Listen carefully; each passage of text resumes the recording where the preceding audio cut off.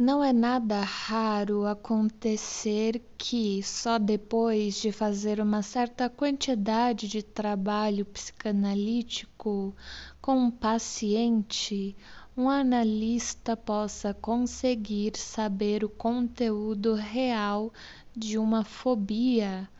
A forma precisa de palavras de um impulso obsessivo e assim por diante.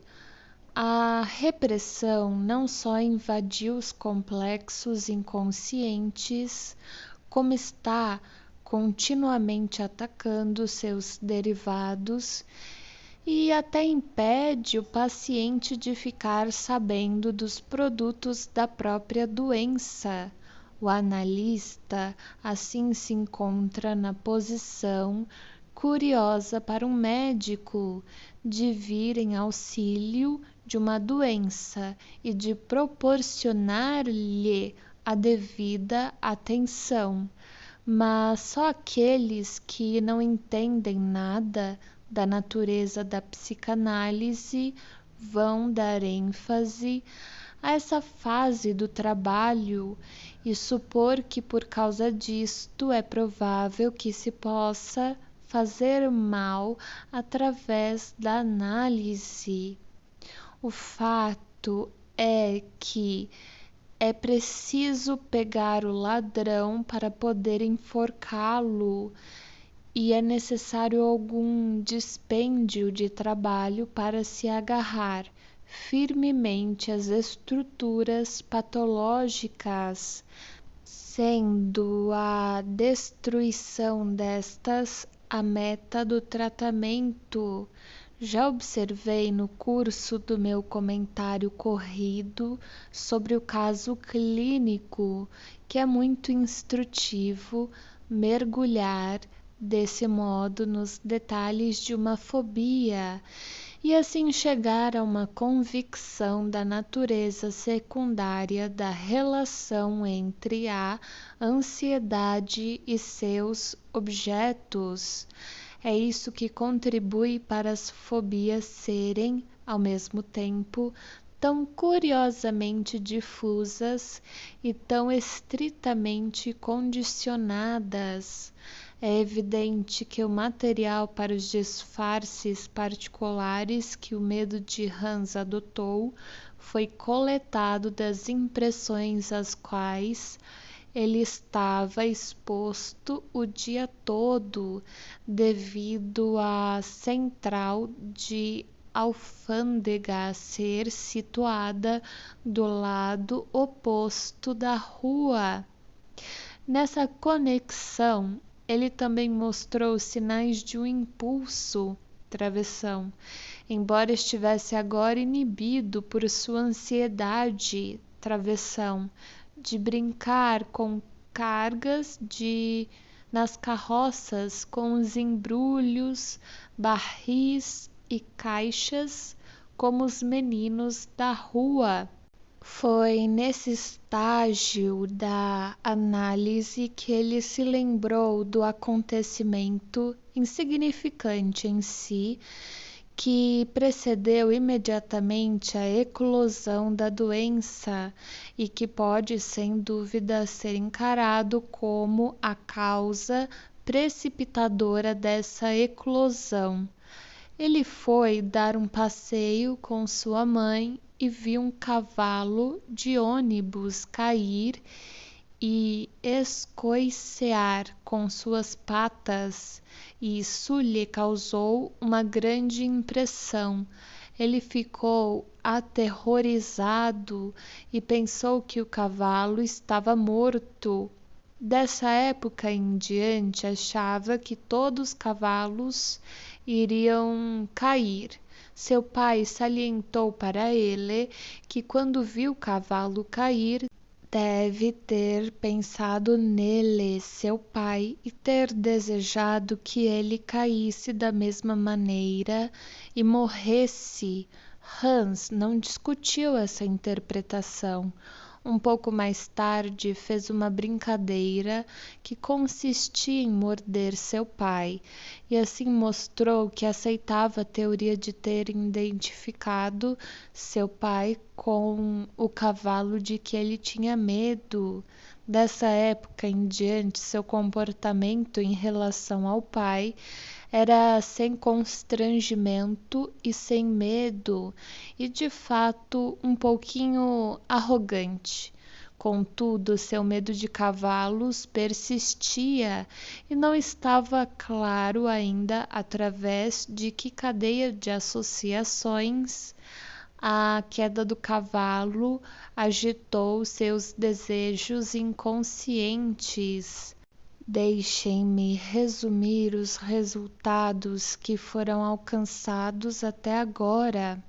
Por trás do medo que Hans exprimiu primeiro, o medo de que um cavalo mordesse, descobrimos um medo mais profundamente assentado, o medo de cavalos caindo, e os dois tipos de cavalo, o cavalo que morde e o cavalo que cai, foram mostrados para representar seu pai, que ia puni-lo pelos maus desejos que ele estava nutrindo contra ele. Nesse ínterim, a análise se tinha afastado do tema da sua mãe. Bem inesperadamente, certamente sem nenhuma incitação do seu pai, Hans agora começava a se ocupar com o complexo do Lemmonf e a mostrar nojo pelas coisas que lhe lembravam a evacuação dos seus intestinos. Seu pai, que estava relutando em acompanhá-lo nessa linha, impulsionou a análise sem fazer caso de nada, na direção em que ele queria ir. Ele desencavou de Hans a lembrança de um acontecimento em Gmunden, cuja impressão ficou oculta atrás do cavalo de ônibus que caiu. Quando eles estavam brincando de cavalos, Fritzl, o companheiro de quem ele tanto gostava, mas que ao mesmo tempo talvez fosse seu rival, diante das muitas meninas, suas amigas, tinha batido com o pé contra uma pedra e tinha caído tendo o seu pé sangrando. Ver o cavalo do ônibus cair lhe tinha lembrado esse acidente. Merece ser notado que Hans, que no momento estava interessado em outras coisas, começou por negar que Fritzl tivesse caído, abre parênteses, embora isso tenha sido o acontecimento que formou a conexão entre as duas cenas, fecha parênteses, e só o admitiu num estágio posterior da análise. É especialmente interessante, no entanto, observar a maneira como a transformação da libido de Hans em ansiedade foi projetada do principal objeto da sua fobia para os cavalos. Os cavalos o interessavam mais do que todos os animais grandes. Brincar de cavalos era a sua brincadeira favorita com outras crianças. Tive uma desconfiança, abre parênteses, e esta foi confirmada pelo pai de Hans quando o interroguei, fecha parênteses, de que a primeira pessoa que serviu a Hans como um cavalo devia ter sido seu pai, e foi isso que o habilitou a encarar Fritzl como um substituto para o seu pai, quando se deu o acidente em Gmunden, quando a repressão começou e trouxe consigo uma revulsão de sentimentos. Os cavalos, que até então tinham sido associados com tanto prazer foram necessariamente transformados em objetos de medo. Mas, como já dissemos, foi devido à intervenção do pai de Hans que foi feita essa última importante descoberta quanto à maneira como a causa precipitadora da doença tinha operado. O próprio Hans estava ocupado com seus interesses relativos ao Lymph, e aí finalmente precisamos segui-lo. Ficamos sabendo que Hans anteriormente tinha o hábito de insistir em acompanhar sua mãe ao banheiro e que ele tinha reavivado esse costume com sua amiga Berta numa época em que ela estava ocupando o lugar da sua mãe. Até que o fato se tornou conhecido e ele foi proibido de agir assim. O prazer sentido ao ficar olhando enquanto uma pessoa que se ama executa as funções naturais é mais uma vez uma confluência de instintos, da qual já tínhamos observado um exemplo em Hans. Por fim, seu pai entrou no simbolismo do Lymph e reconheceu que havia uma analogia entre uma carroça pesadamente carregada e um corpo cheio com fezes, entre a maneira pela qual uma carroça sai por um portão e a maneira como as fezes deixam o corpo, e assim por diante. Nessa época, contudo, a posição ocupada por Hans na análise tinha se tornado muito diferente do que tinha sido em um estádio anterior. Antes, seu pai era capaz de dizer-lhe de antemão o que estava por vir, enquanto Hans simplesmente seguia sua orientação e vinha trotando atrás, mas agora era Hans quem estava abrindo caminho na frente. Foi tão rapidamente e tão firmemente que seu pai encontrou dificuldade em acompanhá-lo. Sem nenhum aviso, como vinha, Hans criava uma nova fantasia. O bombeiro desaparafusou a banheira na qual Hans estava e depois bateu no seu estômago com sua grande broca. Daí em diante, o material introduzido na análise ultrapassou de longe o nosso poder de compreendê-lo. Só mais tarde foi possível adivinhar que isso era uma remodelação de uma fantasia de procriação distorcida pela ansiedade. A grande banheira de água na qual Hans se imaginou era o ventre de sua mãe. A broca que seu pai tinha reconhecido desde a primeira vez como um pênis deveu sua menção à sua conexão com o estar nascendo. A interpretação que somos obrigados a dar à fantasia soará, é claro, muito curiosa.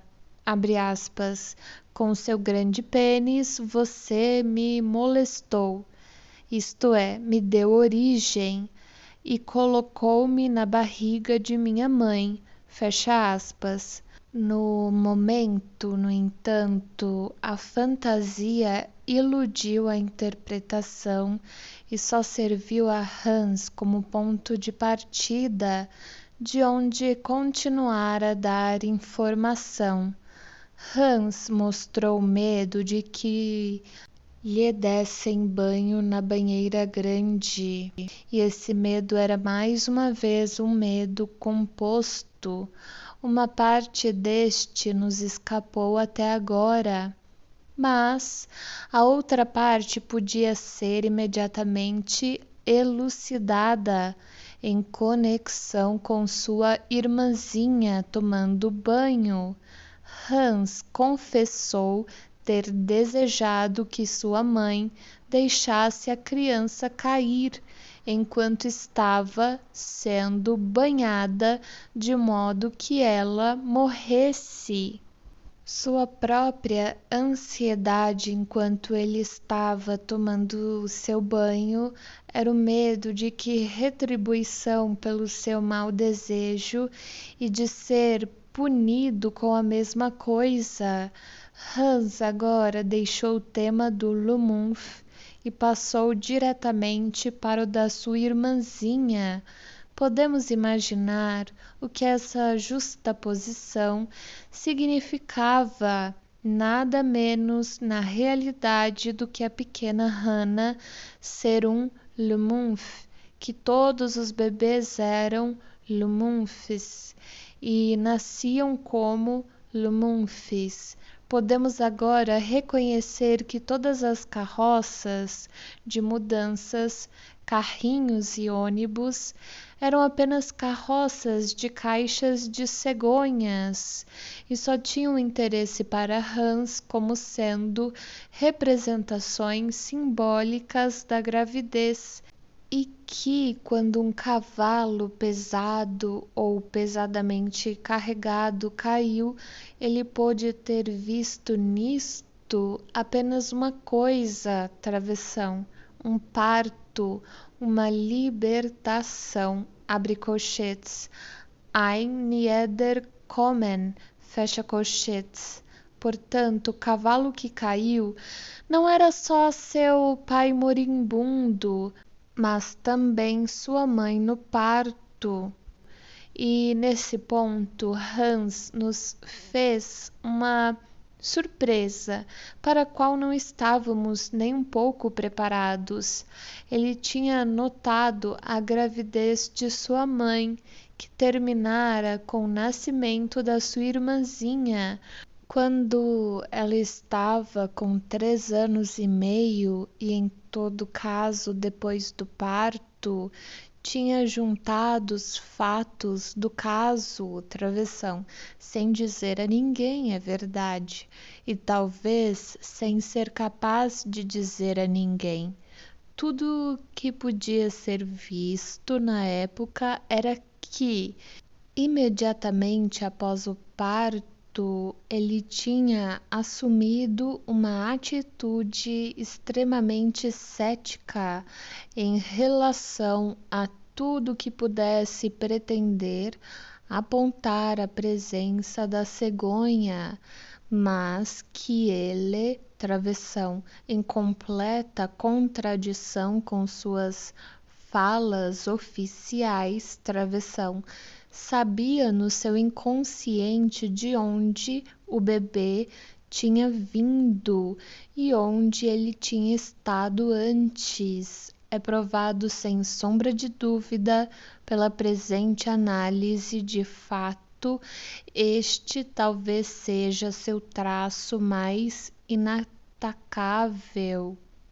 A evidência mais convincente disso é fornecida pela fantasia, abre parênteses, na qual ele persistia com tanta obstinação e que embelezou com tanta riqueza de detalhes de como Hannah tinha estado com eles em Gmunden no verão anterior ao nascimento dela, de como ela tinha viajado para lá com eles e de como ela tinha sido capaz de fazer muito mais do que podia um ano mais tarde, depois que ela tinha nascido.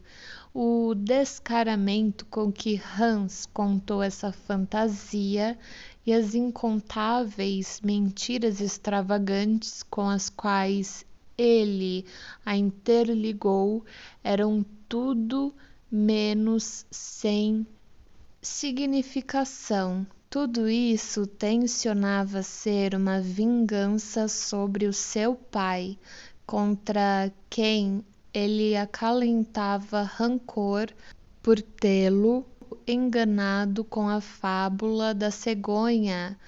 Era exatamente como se ele quisesse dizer, abre aspas, se você realmente pensou que eu era tão estúpido assim e esperava que eu acreditasse que a cegonha trouxe Hannah, então, em troca, eu espero que você aceite as minhas invenções como sendo verdade. Fecha aspas.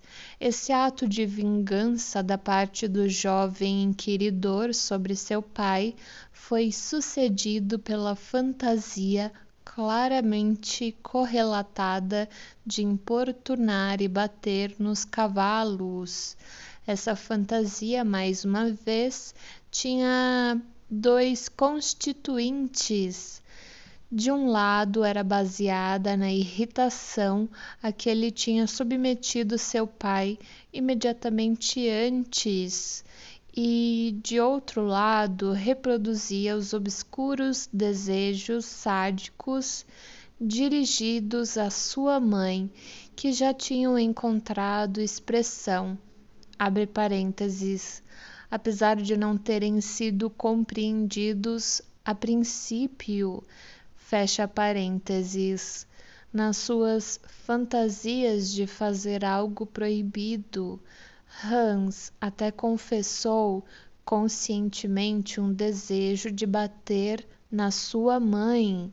Não há muitos mistérios mais à nossa frente agora.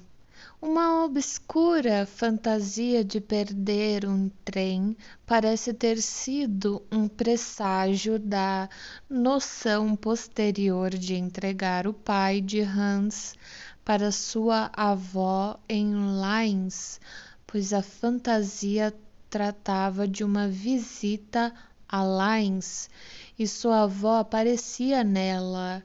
Uma outra fantasia na qual o menino dava ao guarda 50.000 florins para deixá-lo andar na carreta soa quase como um plano de comprar sua mãe do seu pai, parte de cujo poder, é claro, repousa na sua riqueza. Mais ou menos nessa mesma época, também ele confessou, com um grau de abertura que nunca tinha alcançado antes, que desejava livrar-se do seu pai e que a razão pela qual desejava isso era que seu pai interferia em sua própria intimidade com sua mãe.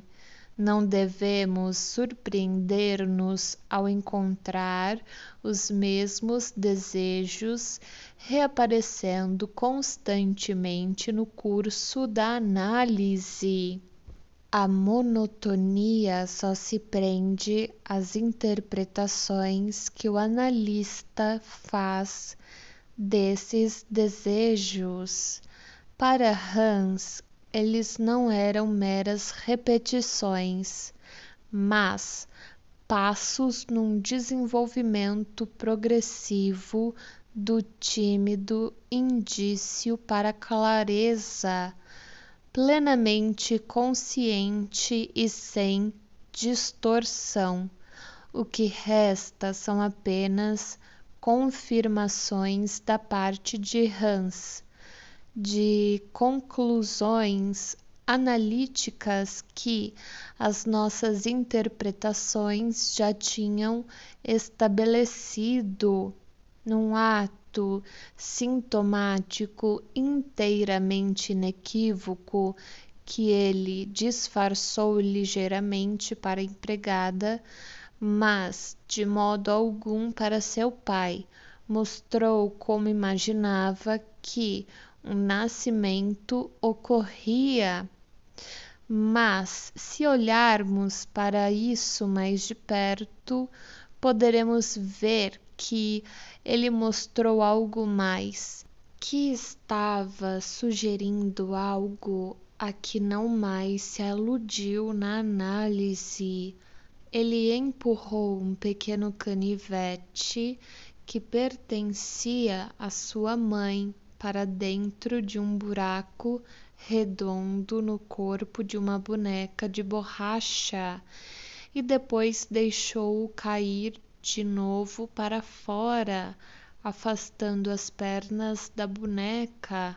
O esclarecimento que logo depois ele recebeu dos seus pais, dizendo que as crianças de fato crescem dentro do corpo de suas mães e que são empurradas para fora deste como um lumumf, veio tarde demais. Não podia dizer-lhe nada de novo. Um outro ato sintomático acontecendo como por acidente envolveu uma confissão de que ele tinha desejado que seu pai estivesse morto, pois no exato momento em que seu pai estava falando deste desejo de morte, Hans deixou um cavalo com o qual ele estava brincando cair. Travessão. Na verdade, ele o derrubou. Depois confirmou com muitas palavras a hipótese de que carroças pesadamente carregadas representavam para ele a gravidez de sua mãe e de que o cavalo caindo era como ter um bebê. A parte da confirmação mais deliciosa em conexão com isso, travessão, uma prova de que, segundo seu ponto de vista, as crianças eram lumumfs. Travessão, foi ele inventar o nome de Lodge para seu filho favorito.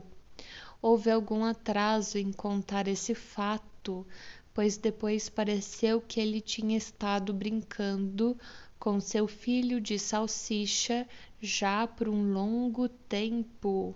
Já consideramos as duas fantasias concludentes de Hans, com as quais a sua recuperação foi fechada.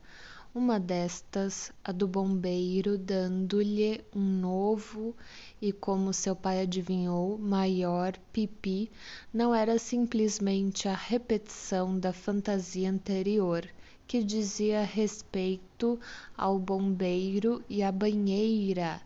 A nova era uma fantasia triunfante e apaixonada, e foi com ela que ele superou seu medo de castração. Sua outra fantasia, que confessava o desejo de ser casado com sua mãe e de ter muitos filhos com ela, não esgotou simplesmente o conteúdo dos complexos inconscientes que tinham sido agitados pela visão do cavalo caindo e que tinham gerado sua ansiedade. Também corrigiu aquela porção daquelas ideias que era inteiramente inaceitável, pois, ao invés de matar seu pai, tornou-o inofensivo, incentivando-o a um casamento com a avó de Hans.